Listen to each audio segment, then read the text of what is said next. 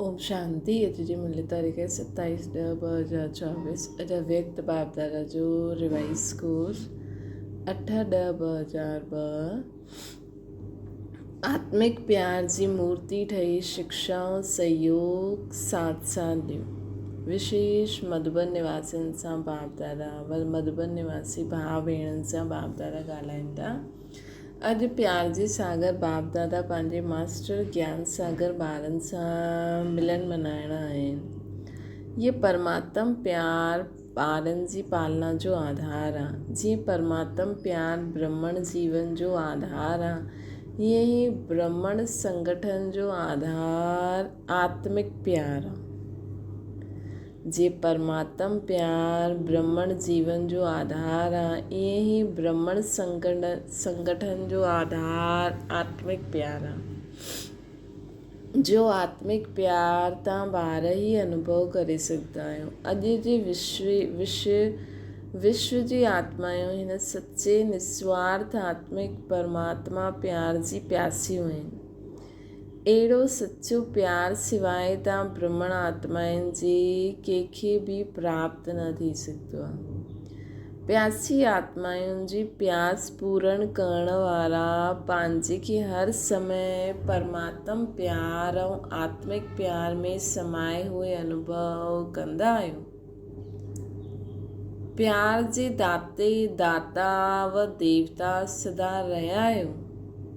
हलदे फिरदे आत्मिक प्यार जी वृत्ति दृष्टि बोल संबंध संपर्क अर्थात कर्म अनुभव कंदा आहियो।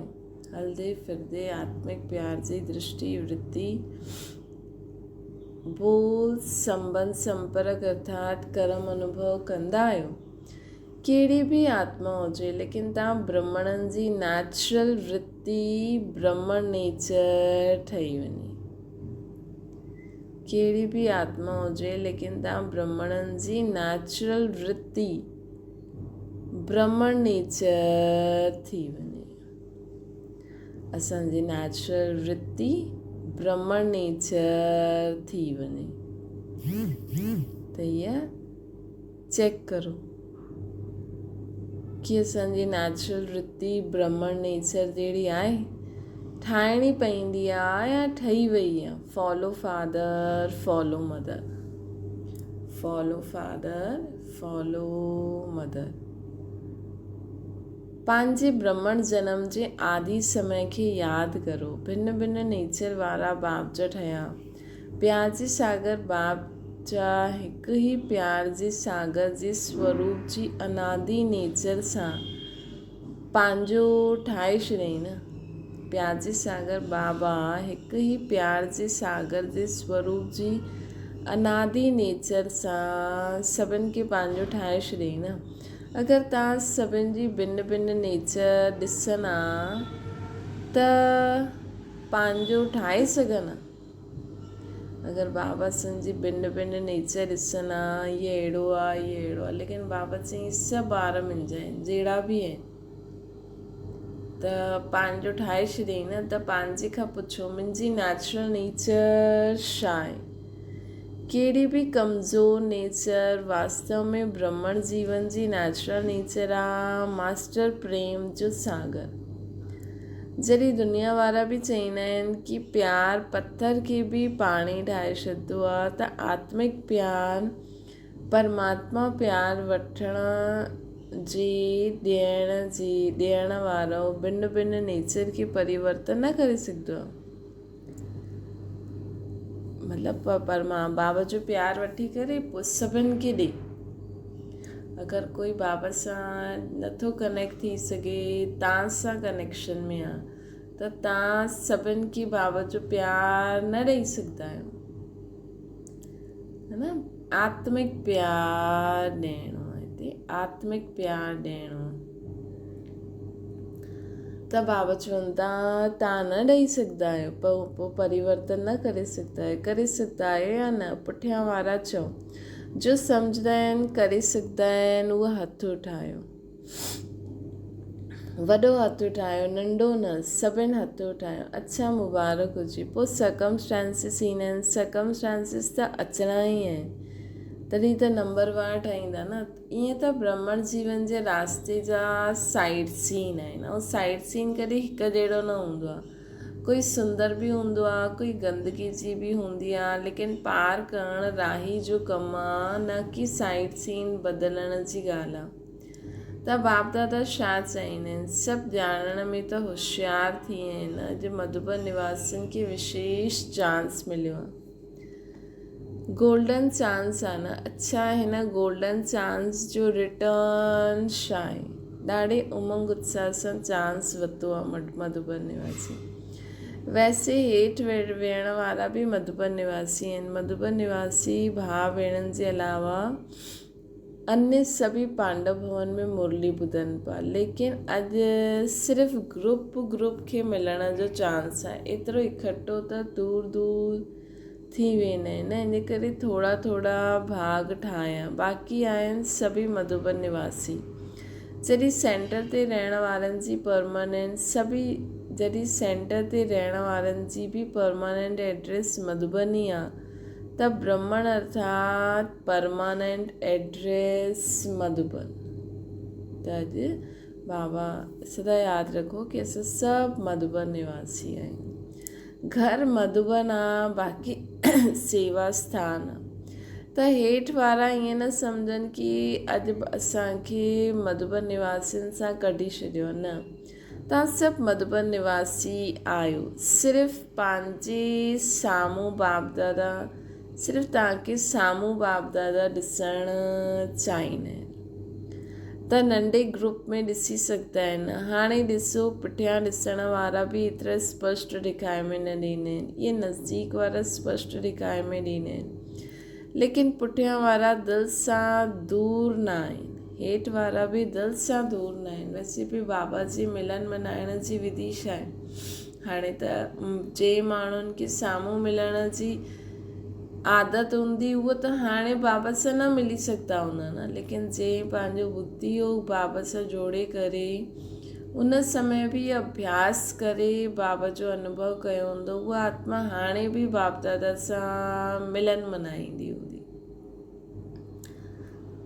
त बाप दादा ॾिसनि था, बाप दादा चवनि था कि ॾिसो, साम्हूं वारा ई स्पष्ट नज़र ईंदा आहिनि, लेकिन पुठियां वारा दिलि सां दूर न आहिनि, हेठां वारा बि दिलि सां दूर न आहिनि।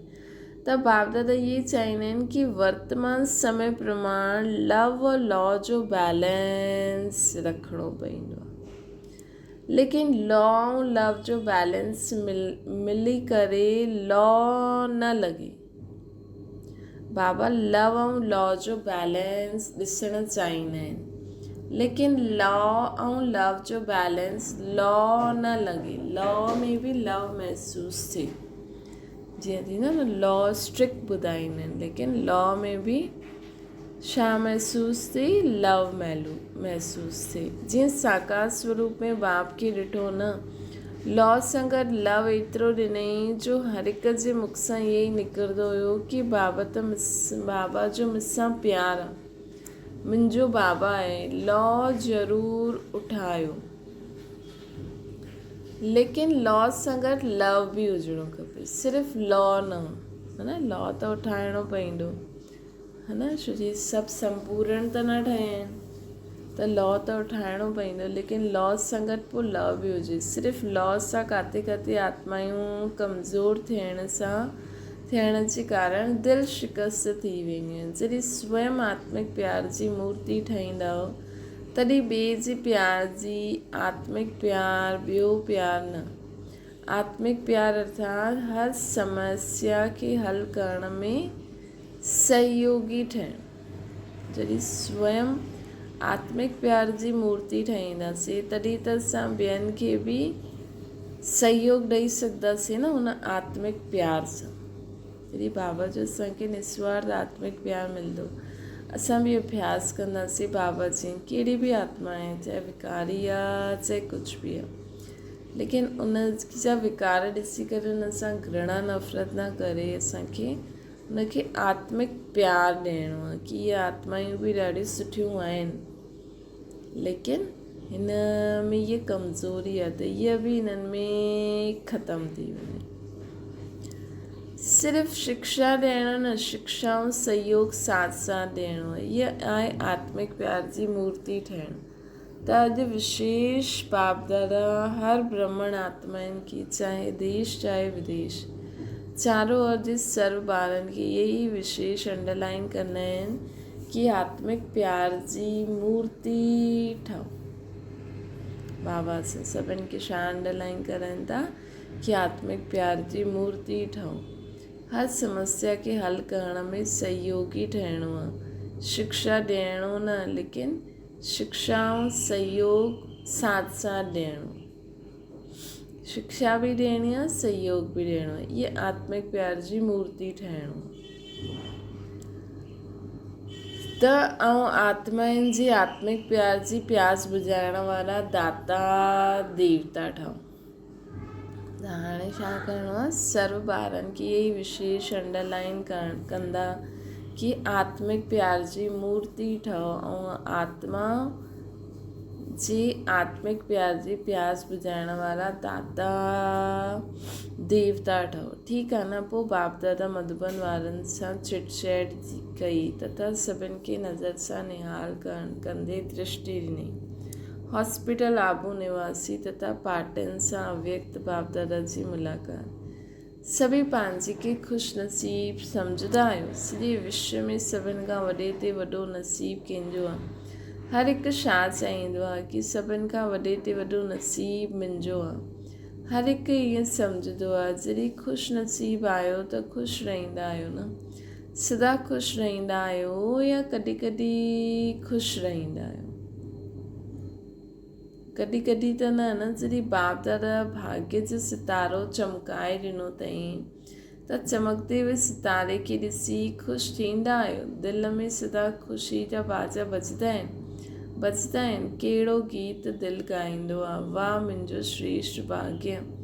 ये गीत ॻाईंदा आहियो न, सॼे कल्प तव्हांजे भाग्य जो गायन थींदो आहे।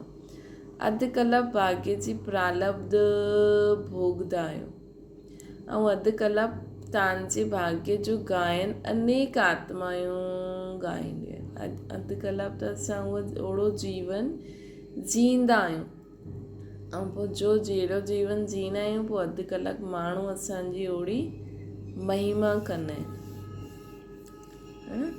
त वाह मुंहिंजो श्रेष्ठ भाग्य, ये गीत ॻाईंदा आहियो। सॼे कलाक तव्हांजे भाग्य जो गायन थींदो रहंदो आहे। अधु कलाक भाग्य जी प्रालब्ध भोगदा आहियूं, अधु कलाक भाग्य जो गायन अनेक आत्मायूं ॻाईंदी रहंदियूं आहिनि। सभिनि खां विशेष ॻाल्हि आहे कि तव्हां बाप खे सॼे विश्व मां असां केरु पसंदि आहियो, है न। सभिनि खां विशेष आहे कि बाप खे सॼे विश्व मां असां केरु पसंदि आहियो।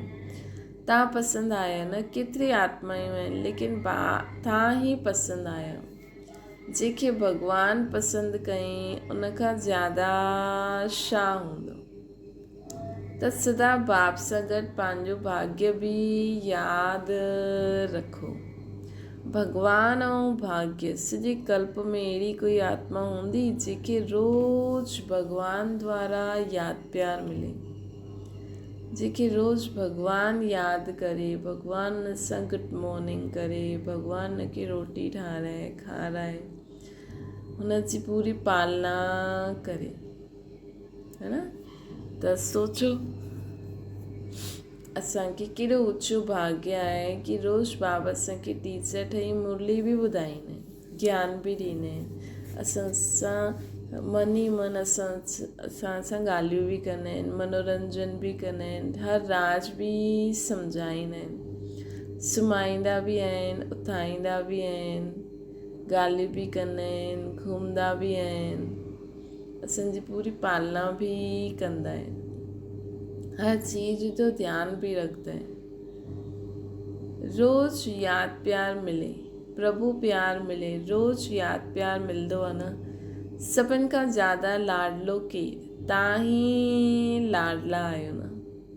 ॾिसो ब्रह्मा बाबा केॾा लाडला, नंबर 1 लाडला, पोइ नंबर वार, सभु ॿार लाडला। ईअं त बाबा सभिनि खे ई लाड प्यार कंदा आहिनि, लेकिन ड्रामा अनुसार भी ठहिणो आहे नंबरवार, है न।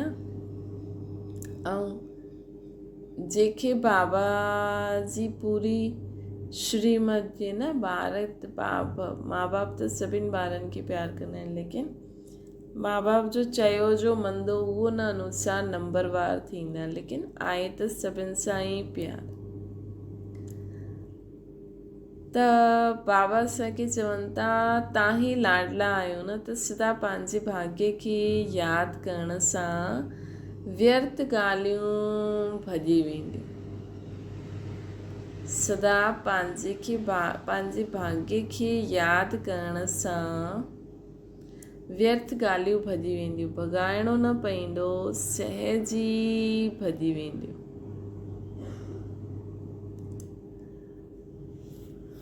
हाणे वर्तमान समय जे प्रमाण संगम जे समय जो महत्व सम्झी करे हर सेकेंड पंहिंजी प्रारब्ध श्रेष्ठ ठाहींदा रहो। हिकु सेकेंड बि व्यर्थ न वञे, छो जे हिते हिकु हिकु सेकेंड जो ॾाढो महत्व आहे। सेकेंड न वेंदो आहे, लेकिन ॾाढो समय हली वेंदो आहे। इहे समय पोइ न वापसि न मिलणो आहे। समय जो परिचय आहे न सुठी तरह सां स्मृति में रहंदो आहे। ॾिसो अॼु तव्हां सभिनि खे स्पेशल टाइम मिलियो, अगरि इकट्ठा ईंदव त ॾिखाए में न ॾींदा आहिनि। हाणे ॾिसी त सघूं था न केरु केरु आहे। सभु विशेष आत्मायूं आहिनि, सिर्फ़ु पंहिंजी विशेषता खे ॼाणे विशेषता खे कार्य में लॻायो। ड्रामा अनुसार हर ब्रह्मण आत्मा खे कोई न कोई विशेषता प्राप्त आहे। अहिड़ो कोई न आहे जंहिंमें कोई विशेषता न आहे। त पंहिंजी विशेषता खे सदा स्मृति में रखो ऐं उनखे सेवा में लॻाईंदा वञो। हर हिक जी विशेषता उड़ती कला जी ॾाढी तीव्र विधि ठही वेंदी। हर हिक जी विशेषता उड़ती कला जी ॾाढी तीव्र विधि ठही वेंदी। सेवा में लॻाइण, अभिमान में न अचिणो।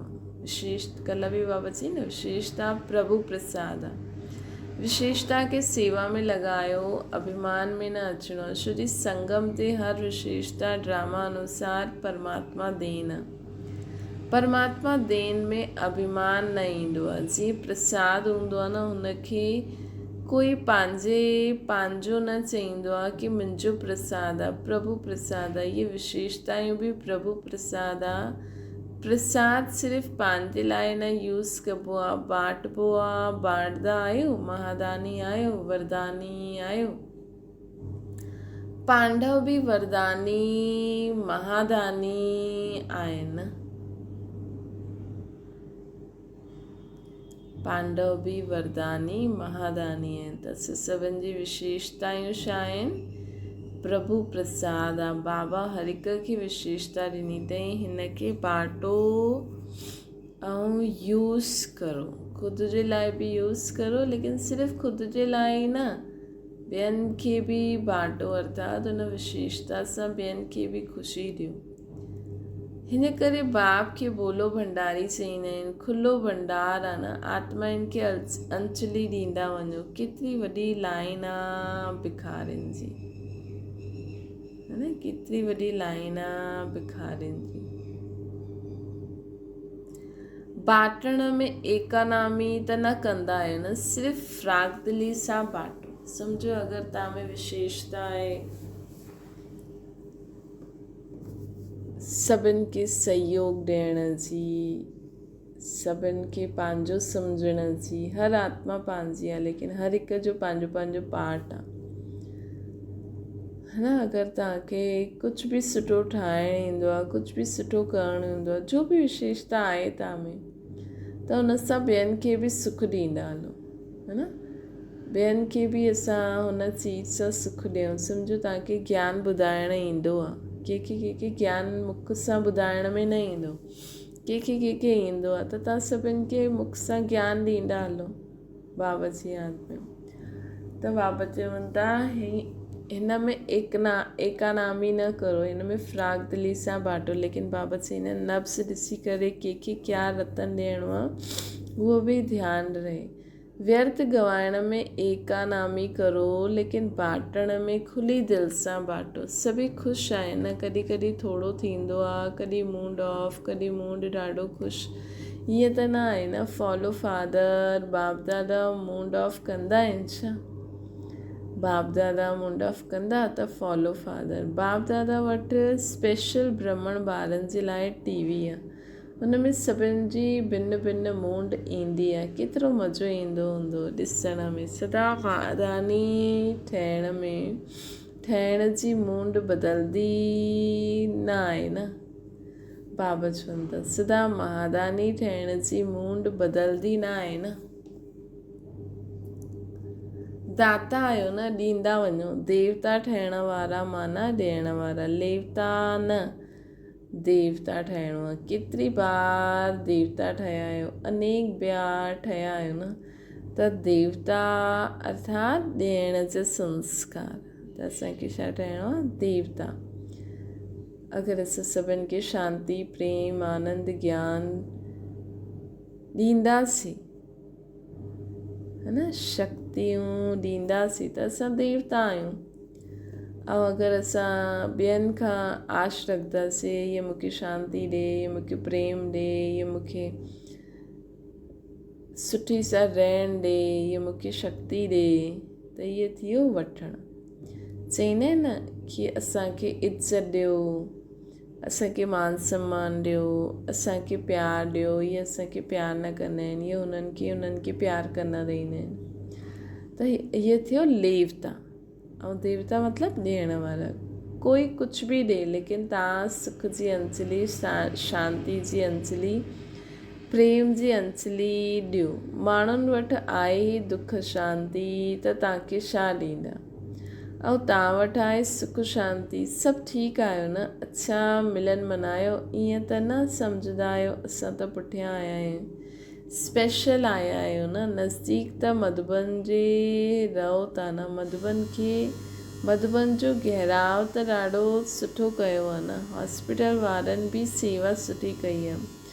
शांतिवन जा बि ॾाढा आहिनि। पार्टी वारा सिकी लधा थोड़ा आहिनि, हिन करे सिकी लधा आहिनि। फॉरनर्स जे बिना त शोभा बि न आहे, हिन करे हर ग्रुप में पंहिंजी शोभा वधाइण सुठो फॉरनर्स अची वेंदा आहिनि। त ॾिसो बाप दादा हर हिक जी विशेषता ॿुधाईंदा आहिनि, हर स्टेट जी बि ॿुधाईंदा आहिनि, हर स्टेट में रहण वारनि जी बि ॿुधाईंदा आहिनि। ईअं असांजी नज़र इहा थी वञे कि असांखे हुन आत्मा में विशेषता ई नज़र अची वञे। ईअं न सोचूं कि इहा त ख़राबु आहे, हिनखे कढो। न, इहा आत्मा बाबा जी ठही आहे, त हिन में छा विशेषता आहे? सेवाधारियुनि सां अव्यक्त बाप दादा जी मुलाक़ात। सभी सेवा जे निमित्त पंहिंजो भाग्य ठाहिण वारा आहियो। छो जो हिन यज्ञ सेवा जो पुण्य ॾाढो वॾो आहे। तन सां सेवा त कंदा आहियो, लेकिन मन सां बि सेवा कंदा आहियो न, त डबल पुण्य थी वेंदो। मन सां सेवा ऐं तन जी सेवा जो बि ईंदा आहिनि, सेवाधारियुनि जी सेवा सां वायुमंडल में ॾिसी करे पंहिंजो लाभ वठी करे वेंदा आहिनि। मन सां सेवा, तन सां सेवा जो बि ईंदा आहिनि, सेवाधारियुनि जी सेवा सां वायुमंडल में ॾिसी करे पंहिंजो लाभ वठी करे वेंदा आहिनि। अहिड़ी सेवा कंदा आहियो न, तन सां बि ऐं मन सां बि। डबल सेवाधारी आहियो या सिंगल सेवाधारी आहियो? केरु आहियो? तन सां ऐं मन सां सेवा कंदा आहियो? डबल आहियो न, डबल कंदा आहियो। सेवा जो प्रत्यक्ष फल बि मिलंदो रहंदो आहे। जेतिरो समय रहंदा आहियो एक्स्ट्रा ख़ुशी मिलंदी आहे न मधुबन में, त प्रत्यक्ष फल बि खाईंदा आहियो, दुआयूं बि जमा थींदियूं आहिनि, भविष्य बि ठाहियो, वर्तमान बि ठाहियो। बाप दादा खे बि ख़ुशी थींदी आहे कि ॿार पंहिंजी प्रारब्ध ॾाढी सहज ऐं श्रेष्ठ ठाहींदा आहिनि। बसि सेवा सेवा सेवा, ऐं कहिड़ी ॻाल्हियुनि में वञिणो न आहे। सेवा अर्थात जमा करणु। जेतिरो बि समय मिलंदो आहे त असांखे डबल कमाई करणी आहे। उन ॾींहुं बाबा चई न, सेवा कंदे हुए, भाषण ॾींदे हुए मनसा में बाबा जे प्रति स्नेह ऐं जो प्राप्ति असांखे मिली आहे उहो इमर्ज करो, है न। त सिर्फ़ु ईअं न सोचो असांखे सेवा करणी आहे त हा भई असां भाषण ॿुधायो, मुरली ॿुधाई, लेकिन बाबा सां जो प्राप्ति थी आहे, जो प्यार मिलियो आहे, जो संबंध जी जोड़ियो आहे, उनखे ध्यान में रखी करे असांखे भाषण करिणो आहे, ताकी माण्हुनि खे, ताकी अहिड़ो वायुमंडल बि ठही वञे।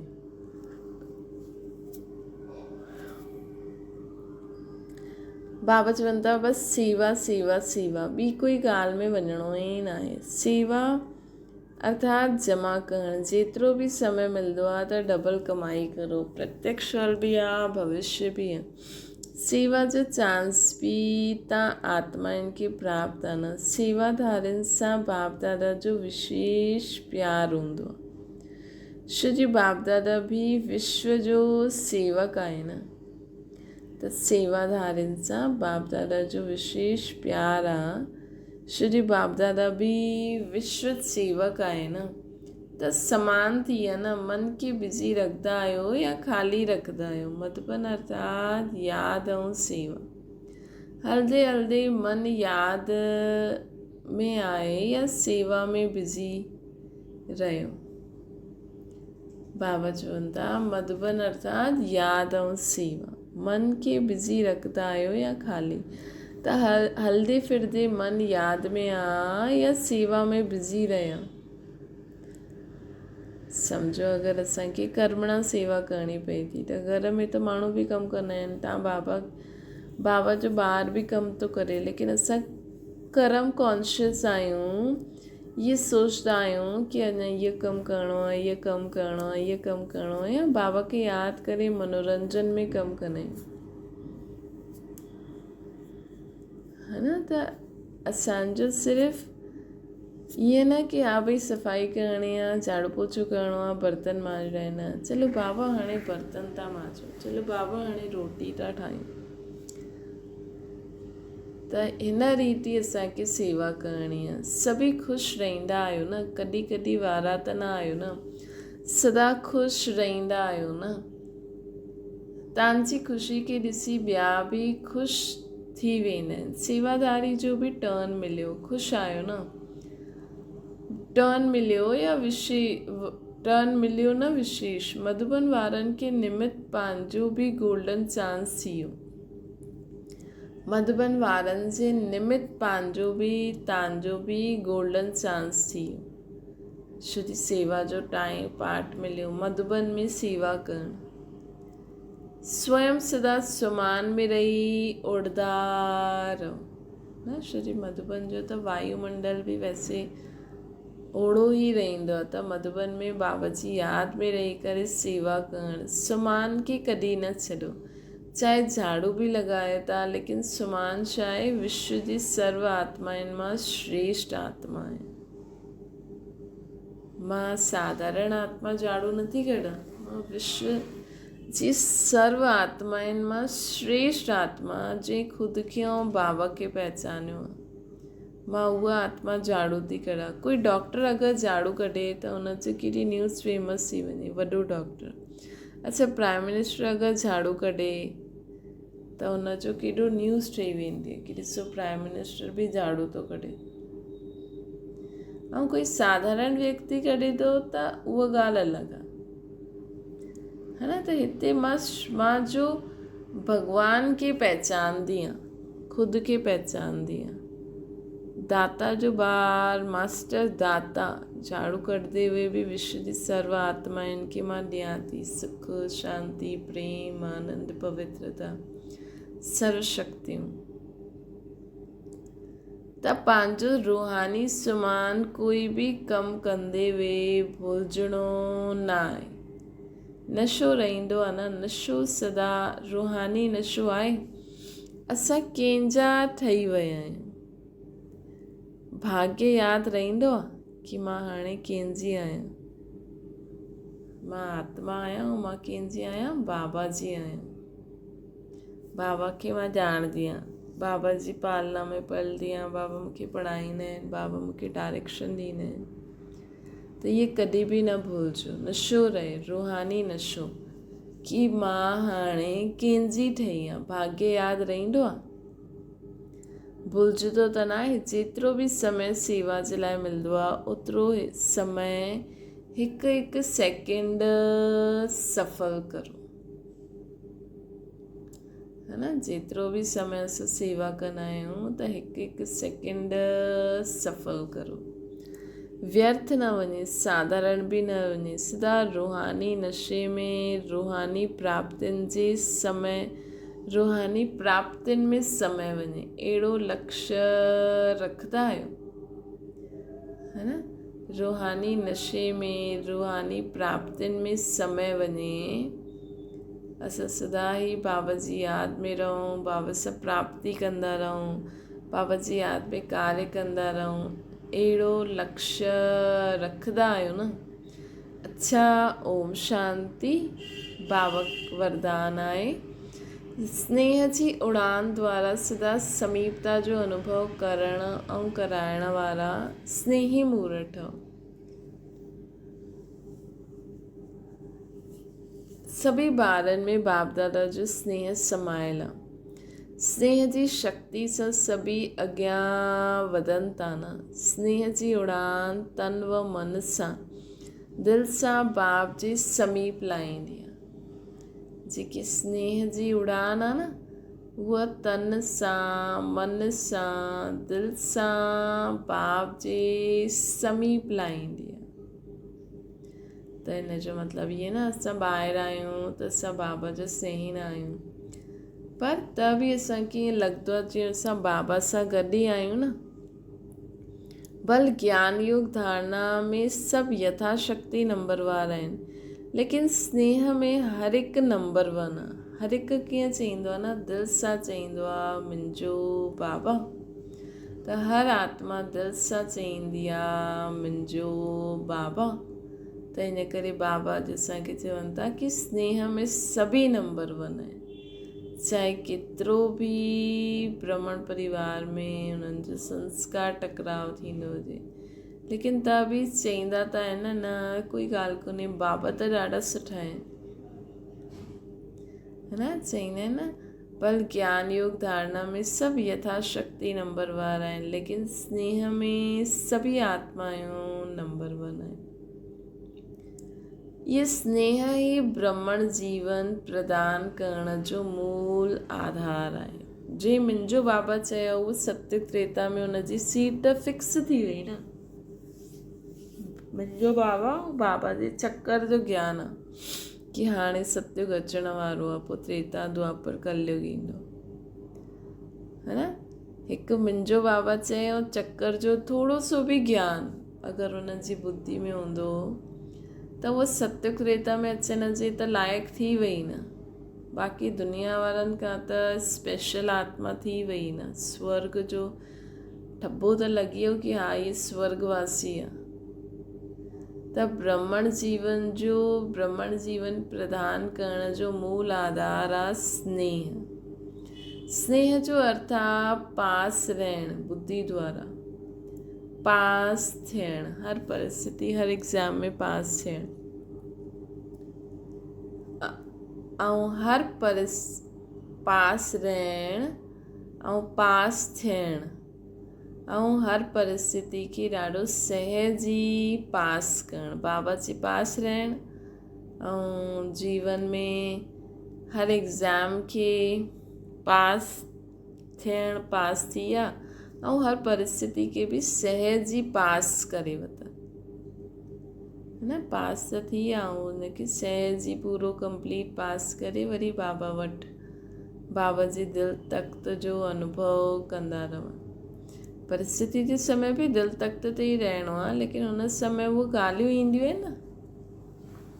त स्नेह जो अर्थ आहे पास रहणु, पास थियणु, हर परिस्थिति खे सहजी पास करणु। स्लोगन आहे पंहिंजी नज़रनि में बाबा खे समाए वठो, अर्थात असांजे मन बुद्धि में बाबा ई हुजिणो खपे। कोई बि आवाज़ हुजे त बि असांजी बुद्धि होॾे न वञे, बस बाबा वटि ई रहे त पंहिंजी नज़रनि में बाबा खे समाए वठो त माया जी नज़र सां बची वेंदासीं।